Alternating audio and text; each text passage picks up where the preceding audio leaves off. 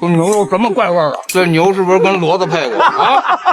小六子，你整老子！堂堂军分区司令请客，可摆上桌的竟是冒牌牛肉罐头。更绝的是，6分区司令陈大雷还暗地嘱咐人把战场打扫得一干二净，就给1分区司令老刘一些残羹剩饭。中正步枪就是一堆破烂啊！老刘这次可算是被坑惨了。要知道，是老刘带着1分区抗命驰援，才帮陈大雷的6分区从日军的包围圈里捡回一条命。这份沉甸甸的情谊，让陈大雷特意摆宴答谢。香啊，喝酒正好。香，你先尝一口，我先尝尝。老刘迫不及待地想一饱口福，毕竟在那个物资极度匮乏的抗战年代，能吃上一口荤腥都是奢望，更别说鬼子的军用牛肉罐头了。可当他才吃一口，一股怪味却直冲他的味蕾，让他瞬间察觉到不对劲。这牛肉什么怪味啊？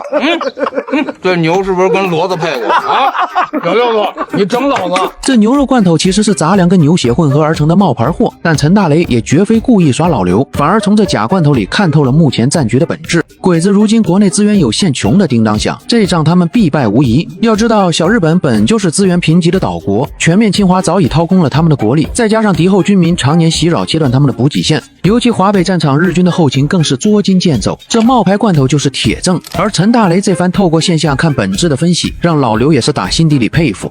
小六子，我就喜欢你，凡事爱琢磨。老刘一个劲夸陈大雷爱琢磨，可殊不知陈大雷的心思却琢磨到他身上去了。就在两人吃饭的间隙，三营长早就奉命去打扫战场了。而由于刚满月的6分区在经历小黄庄一战后，那是缺人缺枪又缺弹药啊，所以在战场打扫的那简直是干干净净。等老刘后知后觉的得知真相时，才反应过来自己又被坑了。上当了！上什么当？小六子，你把老子骗到这儿来喝酒吃肉，他奶奶那是假肉。你小子提前派人去打扫战场，打扫的是干干净净。面对老刘的质问，陈大雷一边憋笑一边故作无辜，而且还立马跟三营长唱了出双簧。太不像话了！你怎么能干这种事？刘司令是老大哥，1分区是老大哥部队，缴获的东西为什么给老大哥分一半？两人多年的默契早已无需多言，陈大雷仅仅一个眼神，三营长就能心领神会。只是唯独老实人老刘彻底懵了，压根摸不透这俩人的套路。那个枪械啊，我已经分出来一半了，给这个1分区的老大哥的举办。